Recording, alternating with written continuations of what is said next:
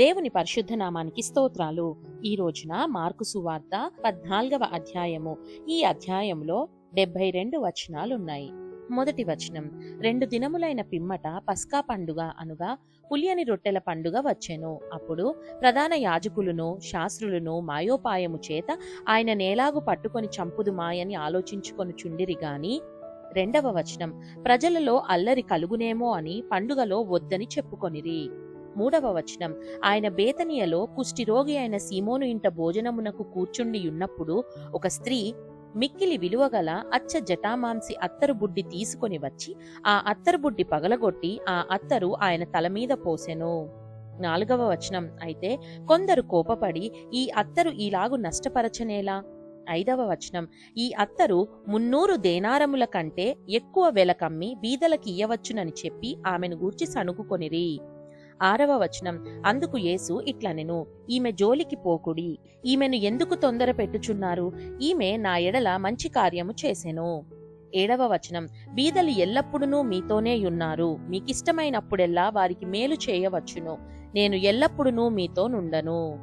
ఎనిమిదవ వచనం, ఈమె తన శక్తి కొలది నా భూస్థాపన నిమిత్తము నా శరీరమును ముందుగా అభిషేకించెను. తొమ్మిదవ వచనం, సర్వలోకములో ఎక్కడ ఈ సువార్త ప్రకటింపబడునో అక్కడ ఈమె చేసినదియు జ్ఞాపకార్థముగా ప్రశంసింపబడునని మీతో నిశ్చయముగా చెప్పుచున్నానెను. పదవ వచనం, 12 మందిలోనొకడగు ఇస్కరియోతు యూదా ప్రధాన యాజకుల చేతికి ఆయనను అప్పగింపవలెనని వారి యొద్దకు పోగా. 11వ వచనం, వారు విని సంతోషించి వానికి ద్రవ్యమిత్తుమని వాగ్దానం చేసిరి గనుక వాడు ఆయనను అప్పగించుటకు తగిన సమయము కనిపెట్టుచుండెను. 12వ వచనం, పులియని రొట్టెల పండుగలో మొదటి దినమున వారు పస్కా పశువును వధించినప్పుడు ఆయన శిష్యులు, నీవు పస్కాను భుజించుటకు మేమెక్కడికి వెళ్లి సిద్ధపరచవలెనని కోరుచున్నావని ఆయన నడుగగా. 13వ వచనం, ఆయన, మీరు పట్టణంలోనికి వెళ్ళుడి, అక్కడ నీళ్లకుండ మోయిచున్న ఒక మనుష్యుడు మీకెదురుపడును. 14వ వచనం, వాని వెంటబోయి వాడు ఎక్కడ ప్రవేశించునో ఆ ఇంటి యజమానుని చూచి, నేను నా శిష్యులతో కూడా పస్కాను భుజించుటకు నా విడిది గది ఎక్కడనని బోధకుడు అడుగుచున్నాడని చెప్పుడి. 15వ వచనం, అతడు సామాగ్రితో సిద్ధపరచబడిన గొప్ప మేడగది మీకు చూపించును, అక్కడ మన కొరకు సిద్ధపరచుడని చెప్పి తన శిష్యులలో 2 పంపెను. 16వ వచనం, శిష్యులు వెళ్లి పట్టణంలోనికి వచ్చి ఆయన వారితో చెప్పినట్టు కనుగొని పస్కాను సిద్ధపరిచిరి. 17వ వచనం, సాయంకాలం అయినప్పుడు ఆయన తన 12 మంది శిష్యులతో కూడా వచ్చెను. 18వ వచనం, వారు కూర్చుండి భోజనము చేయుచుండగా యేసు, మీలో ఒకడు అనగా నాతో భుజించుచున్నవాడు నన్ను అప్పగించునని నిశ్చయముగా మీతో చెప్పుచున్నానని వారితో చెప్పగా. 19వ వచనం, వారు దుఃఖపడి నేనా అని ఒకని తర్వాత ఒకడు ఆయనను అడుగసాగిరి. 20వ వచనం, అందుకు ఆయన 12 మందిలో ఒకడే అనగా నాతో కూడా పాత్రలో చెయ్యి ముంచువాడే.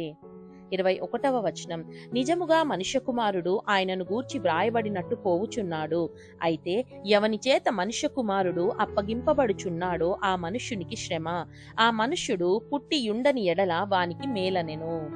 22వ వచనం, వారు భోజనము చేయుచుండగా ఆయన ఒక రొట్టెను పట్టుకొని ఆశీర్వదించి విరిచి వారికిచ్చి, మీరు తీసుకొనుడి, ఇది నా శరీరమనెను. 23వ వచనం, పిమ్మట ఆయన గిన్నె పట్టుకొని కృతజ్ఞతాస్తుతులు చెల్లించి దాని వారికిచ్చెను, వారందరూ దానిలోనిది త్రాగిరి. 24వ వచనం, అప్పుడు ఆయన, ఇది నిబంధన విషయమై అనేకుల కొరకు చిందింపబడుచున్న నా రక్తము. 25వ వచనం, నేను దేవుని రాజ్యంలో ద్రాక్షారసము క్రొత్తదిగా త్రాగు దినము వరకు ఇకను దానిని త్రాగనని మీతో నిశ్చయముగా చెప్పుచున్నానెను. 26వ వచనం, అంతటా వారు కీర్తన పాడి ఒలీవల కొండకు వెళ్ళిరి. 27వ వచనం, అప్పుడు యేసు వారిని చూచి, మీరందరూ అభ్యంతర పడెదరు, గొర్రెల కాపరిని కొట్టుదును, గొర్రెలు చెదిరిపోవును అని వ్రాయబడి ఉన్నది గదా. 28వ వచనం, అయితే నేను లేచిన తరువాత మీకంటే ముందుగా గలిలయలోనికి వెళ్ళెదనెను. 29వ వచనం, అందుకు పేతురు, అందరూ అభ్యంతర పడినను నేను అభ్యంతర పడనని ఆయనతో చెప్పగా. 30వ వచనం, యేసు అతని చూచి, నేటి రాత్రి కోడి 2 మార్లు కూయక మునిపే నీవు నన్నెరుగనని 3 మారు చెప్పెదవని నీతో నిశ్చయముగా చెప్పుచున్నానెను. 31వ వచనం, అతడు మరి ఖండితముగా, నేను నీతో కూడా చావవలసి వచ్చినను నిన్ను ఎరుగనని చెప్పనెను. అట్లు వారందరును అనిరి. 32వ వచనం. వారు గెత్సేమనే అనబడిన చోటునకు వచ్చినప్పుడు ఆయన, నేను ప్రార్థన చేసి వచ్చు వరకు మీరిక్కడ కూర్చుండుడని తన శిష్యులతో చెప్పి 33వ వచనం. పేతురును యాకోబును యోహానును వెంటబెట్టుకొని పోయి మిగుల విభ్రాంతి నొందుటకును చింతాక్రాంతుడగుటకును ఆరంభించెను. 34వ వచనం. అప్పుడాయన, నా ప్రాణము మరణమగునంతగా దుఃఖములో మునిగియున్నది, మీరిక్కడ ఉండి మెలకువగా నుండుడని వారితో చెప్పి 35వ వచనం. కొంత దూరము సాగిపోయి నేల మీద పడి సాధ్యమైతే ఆ గడియ తన యొద్ద నుండి తొలగిపోవలనని ప్రార్థించుచు 36వ వచనం. నాయనా తండ్రి, నీకు సమస్తము సాధ్యము, ఈ గిన్నె నా యొద్ద నుండి తొలగించుము, అయినను నా ఇష్ట ప్రకారము కాదు, నీ చిత్త ప్రకారమే కానిమ్ము అనెను. 37వ వచనం. మరలా ఆయన వచ్చి వారు నిద్రించుచుండుట చూచి, సీమోను, నీవు నిద్రించుచున్నావా? ఒక్క గడి అయినను మేలుకొని ఉండుట లేవా? 38వ వచనం. మీరు శోధనలో ప్రవేశించకుండునట్లు మెలకువగా నుండి ప్రార్థన చేయుడి, ఆత్మ సిద్ధమే గాని శరీరము బలహీనమని పేతురుతో చెప్పి 39వ వచనం.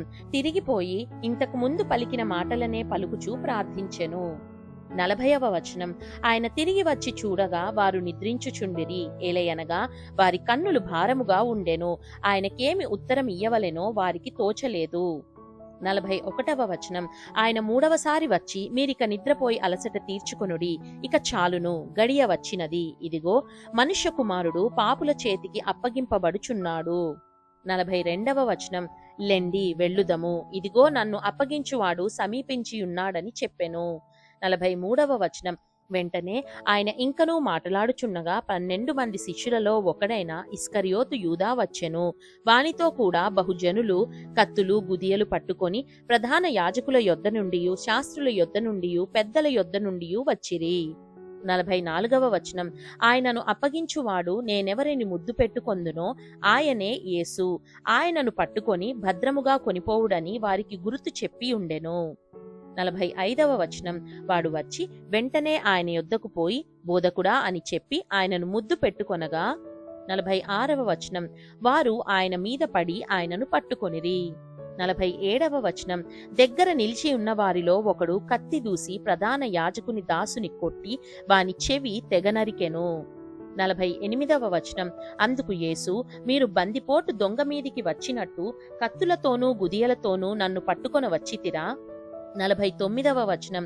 నేను ప్రతిదినము దేవాలయంలో మీ యొద్ద ఉండి బోధించుచుండగా మీరు నన్ను పట్టుకొనలేదు, అయితే లేఖనములు నెరవేరునట్లు ఈలాగు జరుగుచున్నదని చెప్పెను. 50వ వచనం.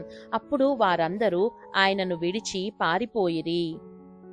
51వ వచనం. తన దిగంబర శరీరము మీద నారబట్ట వేసుకొని ఉన్న ఒక పడుచువాడు ఆయన వెంట వెళ్ళుచుండగా వారతనిని పట్టుకొనిరి. 52వ వచనం.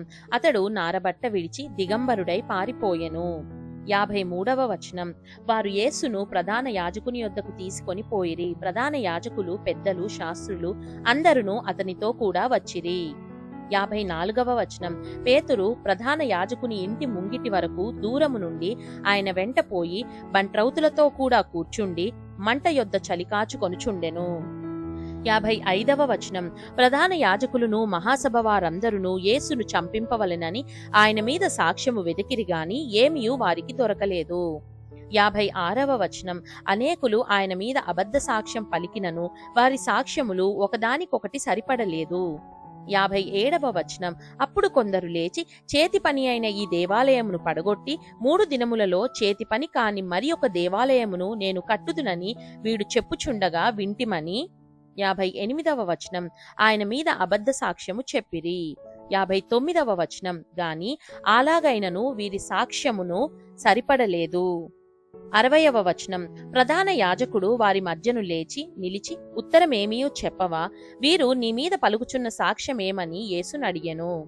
61వ వచనం. అయితే ఆయన ఉత్తరమేమీయూ చెప్పక ఊరకుండెను. తిరిగి ప్రధాన యాజకుడు, పరమాత్ముని కుమారుడవైన క్రీస్తువు నీవేనా అని ఆయనను అడుగగా 62వ వచనం యేసు, అవును నేనే, మీరు మనుష్య కుమారుడు సర్వశక్తిమంతుని కుడి పార్వశమున కూర్చుండుటయు ఆకాశ మేఘారూరుడై వచ్చుటయు చూచెదరని చెప్పెను. 63వ వచనం ప్రధాన యాజకుడు తన వస్త్రములు చింపుకొని, మనకు ఇక సాక్షులతో పని ఏమి? 64వ వచనం ఈ దేవదూషణ మీరు విన్నారు కారా, మీకేమి తోచుచున్నదని అడుగగా, వారందరూ మరణమునకు పాత్రుడని ఆయన మీద నేరస్థాపన చేసిరి. 65వ వచనం కొందరు ఆయన మీద ఉమ్మివేసి, ఆయన ముఖమునకు ముసుగు వేసి, ఆయనను గుద్దుచు ప్రవచింపుమని ఆయనతో చెప్పసాగిరి. బంట్రౌతులను ఆయనను అరచేతులతో కొట్టి పట్టుకొనిరి. 66వ వచనం పేతురు ముంగిటి క్రింది భాగములో ఉండగా ప్రధాన యాజకుని పనికత్తెలలో ఒకతే వచ్చి, 67వ వచనం పేతురు చలికాచుకొనుచుండుట చూచెను. అతనిని నిదానించి చూచి, నీవును నజరేయుడగు ఆ యేసుతో కూడా ఉండినవాడవు కావా అనెను.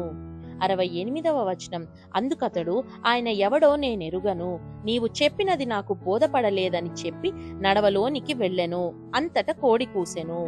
69వ వచనం ఆ పనికత్తె అతనిని చూచి, వీడు వారిలో ఒకడని దగ్గర నిలిచియున్న వారితో మరలా చెప్పసాగెను.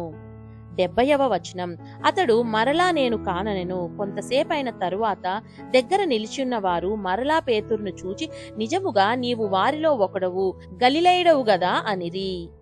71వ వచనం అందుకతడు, మీరు చెప్పుచున్న మనుష్యుణ్ణి నేనెరుగనని చెప్పి శపించుకొనుటకును ఒట్టు పెట్టుకొనుటకును మొదలుపెట్టెను. 72వ వచనం వెంటనే రెండవ మారు కోడి కూసెను గనుక కోడి 2 మారులు కూయక మునుపు, నీవు నన్ను ఎరుగనని ముమ్మారు చెప్పెదవని యేసు తనతో చెప్పిన మాట పేతురు జ్ఞాపకమునకు తెచ్చుకొని తలపోయుచూ ఏడ్చెను. దేవుడు చదవబడిన పరిశుద్ధ వాక్యాన్ని మనందరి వినికిడిలో దీవించి మనల్ని ఆశీర్వదించునుగాక. ఆమేన్.